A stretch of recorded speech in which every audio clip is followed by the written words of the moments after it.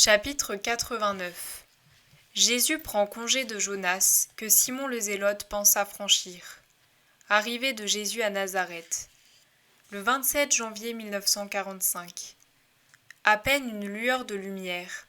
Sur la porte d'une misérable cabane, ce serait lui faire trop d'honneur que de la qualifier de maison, Jésus se trouve avec les siens et Jonas ainsi que d'autres paysans pauvres comme lui. C'est l'heure de l'adieu. « Je ne te reverrai plus, mon Seigneur ?» demande Jonas. « Tu as apporté la lumière à nos cœurs.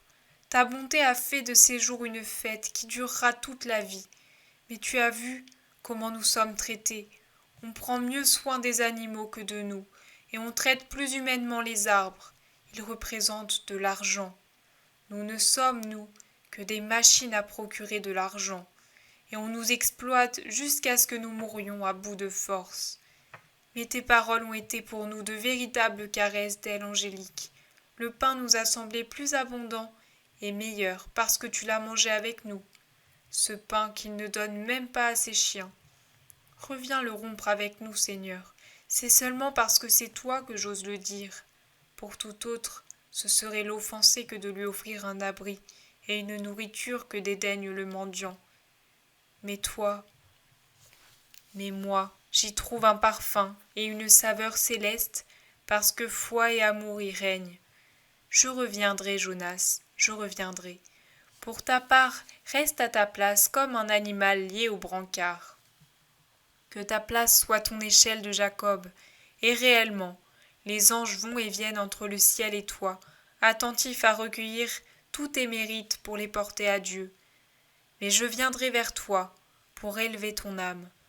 Demeurez-moi tous fidèles. Ah, je voudrais vous donner une paix humaine également. Mais je ne le puis.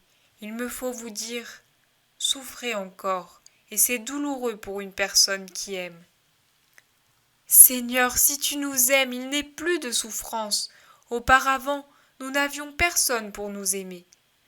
Ah, si je pouvais, moi au moins, voir ta mère. Ne t'inquiète pas, je te l'amènerai.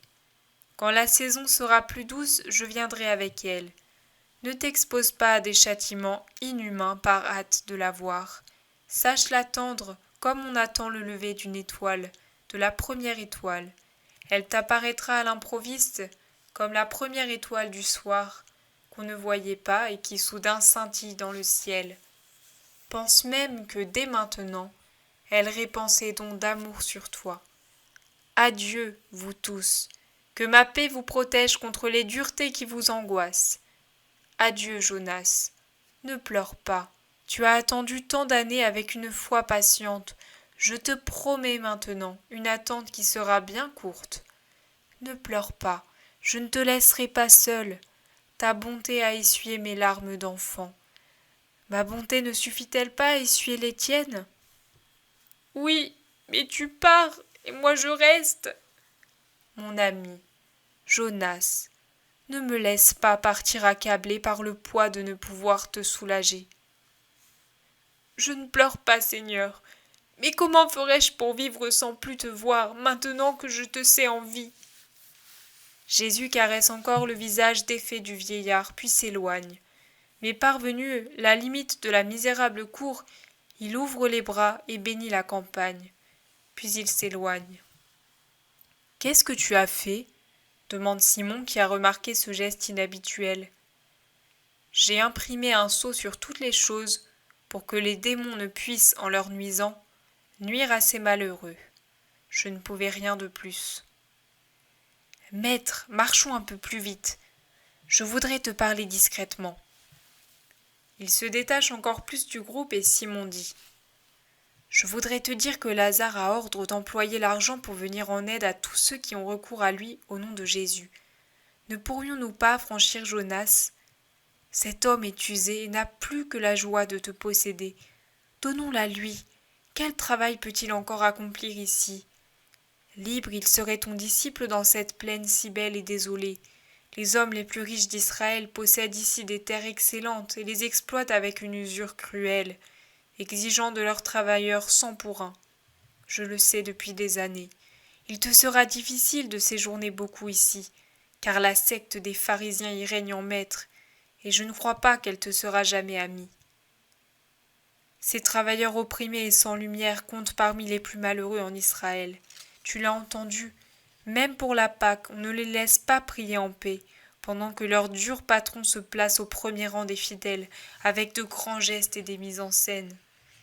Ils auront au moins la joie de savoir que tu es ici, d'entendre répéter tes paroles par quelqu'un qui n'en changera pas un iota. Si c'est ton avis, maître, donne des ordres et Lazare le fera. Simon, j'avais compris pourquoi tu t'es dépouillé de tout. Les pensées de l'homme ne me sont pas inconnues, et je t'ai aimé aussi pour cette raison. En rendant heureux Jonas, c'est Jésus que tu rends heureux. Ah, comme il me pèse de voir souffrir les bons. Ma condition d'homme pauvre et méprisé par le monde ne me pèse que pour cette raison.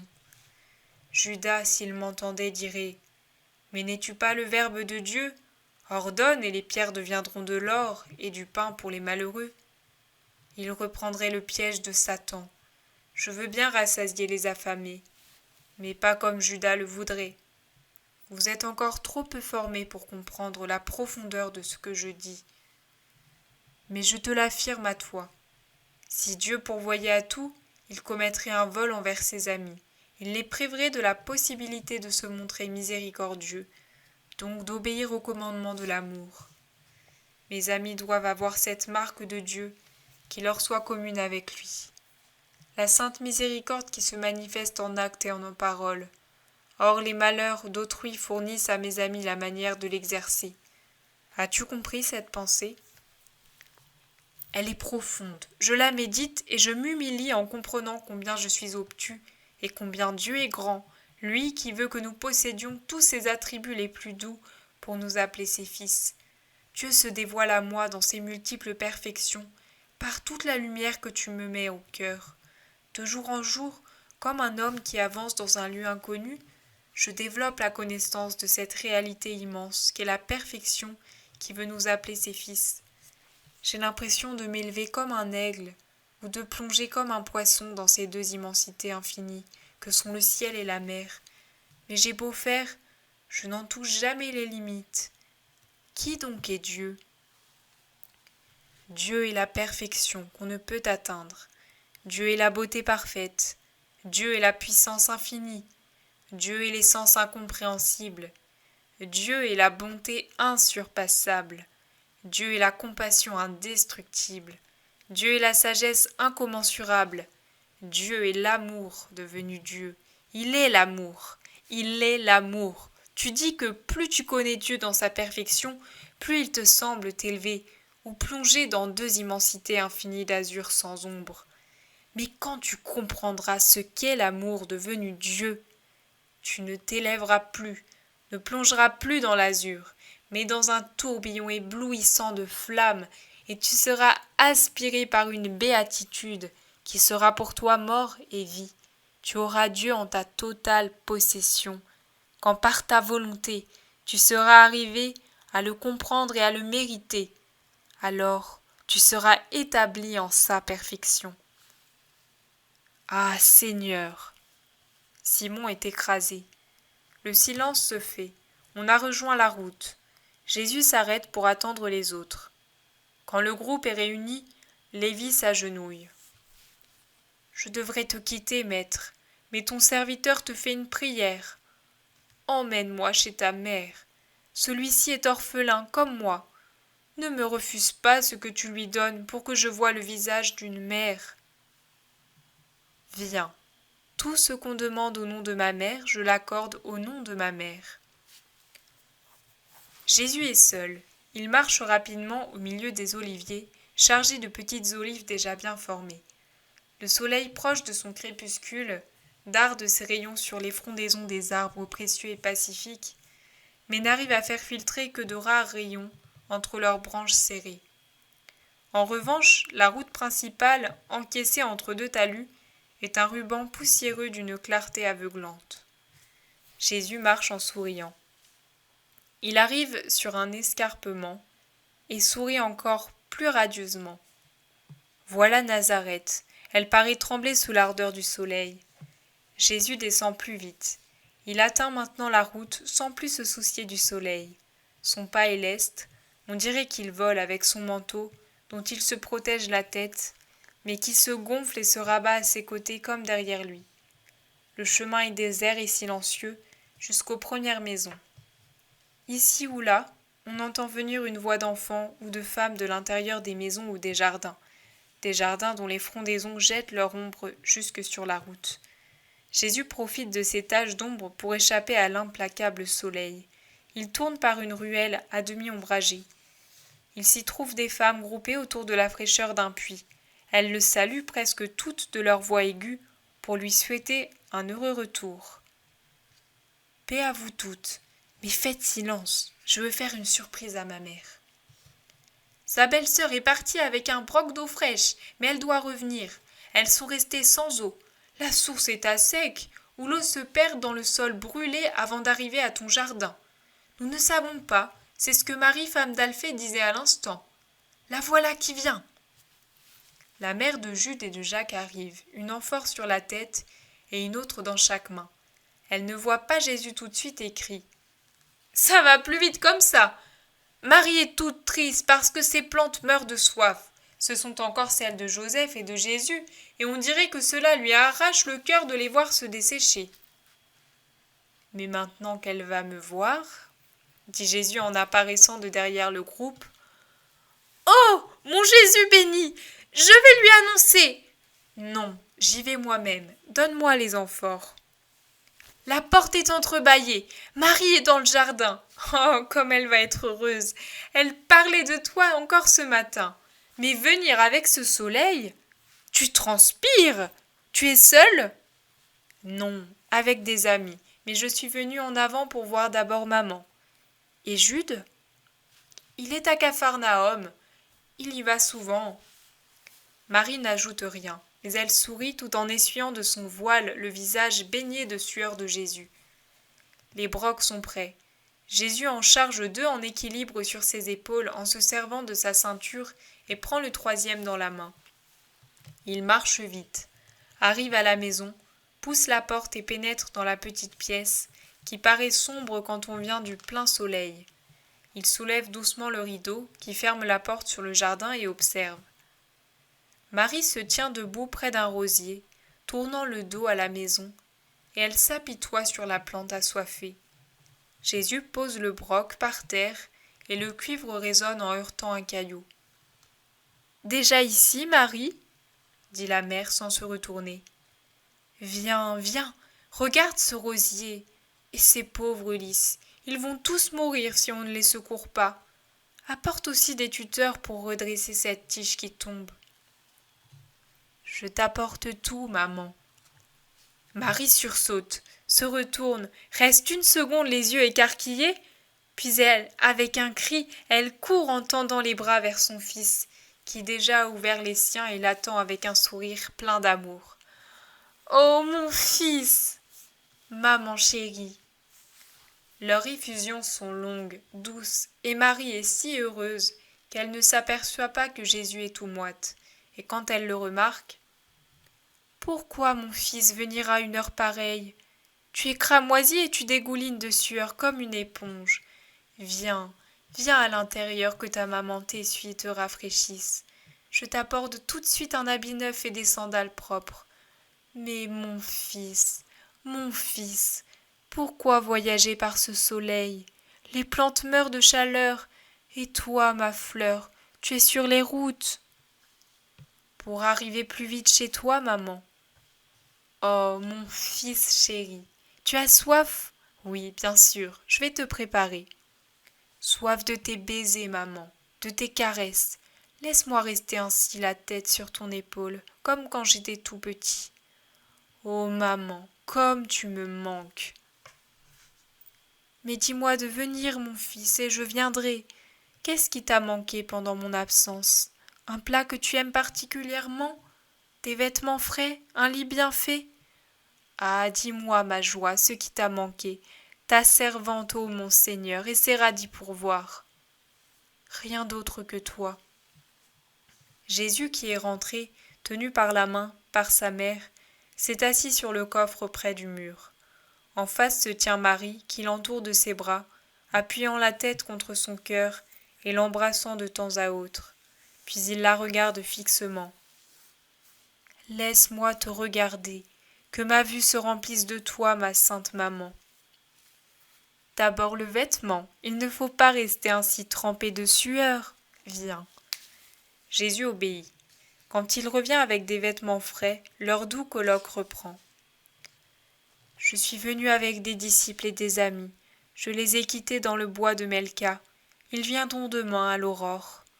Moi, je ne pouvais plus attendre. Ma maman. Il lui baise les mains. Marie, femme d'Alphée, s'est retirée pour nous laisser seuls. Elle aussi a compris quelle soif j'avais de toi. Demain tu appartiendras à mes amis et moi aux Nazaréens. Mais ce soir tu es pour moi l'ami, et pareillement je suis à toi. Je t'ai amené, ô maman. J'ai retrouvé les bergers de Bethléem, et je t'ai amené 2 d'entre eux. Ils sont orphelins et tu es la mère. Pour tous, et encore plus des orphelins. Je t'ai aussi amené quelqu'un qui a besoin de toi pour se dominer lui-même, et un autre qui est injuste et qui a pleuré.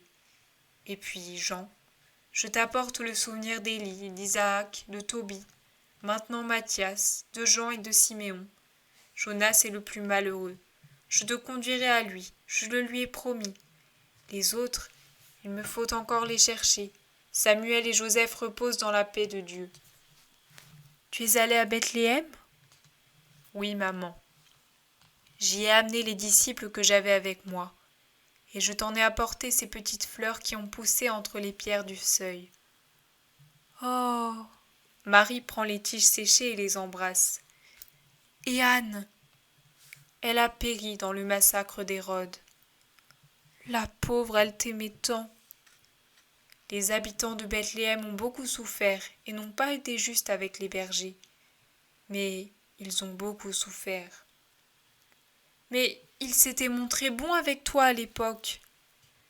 Oui, et il faut les plaindre pour cette raison. Satan est envieux de leur bonté et les excite au mal. Je suis allée à Hébron, les bergers persécutés. À ce point ? Oui, ils furent aidés par Zacharie et par lui eurent des patrons et du pain. Mais si ces patrons étaient des hommes durs. Mais ce sont des âmes de justes, et ils se sont servis de leurs persécutions et de leurs blessures pour grandir en sainteté. Je les ai réunis, j'ai guéri Isaac et j'ai donné mon nom à un bébé. À Utah, où habitait Isaac malade et où il est revenu à la vie, il y a maintenant un groupe d'innocents dont les noms sont Marie, Joseph et Jésaïe. Ton nom. Et puis le tien est celui du juste. Et à Kérioth, le village d'origine d'un disciple, un fidèle israélite est mort sur mon cœur, de la joie de ma présence. Et puis, ah, que de choses j'ai à te raconter, ma parfaite amie, ma douce mère. Mais pour commencer, je te prie d'avoir une grande pitié pour ceux qui viendront demain. Écoute, ils m'aiment, mais ils ne sont pas parfaits, toi qui es maîtresse de vertu. Ah, mère, aide-moi à les rendre bons, je voudrais les sauver tous. Jésus s'est laissé glisser aux pieds de Marie. Elle apparaît maintenant dans sa majesté de mère. Mon fils, que veux-tu que ta pauvre mère fasse de plus que toi ? Les sanctifier, ta vertu sanctifie. Je te les ai amenés exprès. Maman, un jour je te dirai, viens, parce qu'alors il sera urgent de sanctifier les âmes, pour que je puisse trouver en elles la volonté de rédemption. Et tout seul je ne le pourrai pas. Ton silence sera actif comme ma parole. Ta pureté viendra en aide à ma puissance. Ta présence éloignera Satan. Et ton fils, maman, trouvera de la force à te savoir toute proche. Tu viendras, n'est-ce pas, ma douce mère ? Jésus, mon cher fils, je ne te sens pas heureux. Qu'as-tu, créature de mon cœur ? Le monde s'est montré dur envers toi ? Non, cela me soulage de le croire, mais... Oh oui, je viendrai. Où tu veux, comme tu veux, quand tu veux. aujourd'hui même, sous le soleil, sous les étoiles, comme dans le froid et sous les ondes. Me veux-tu? Me voici.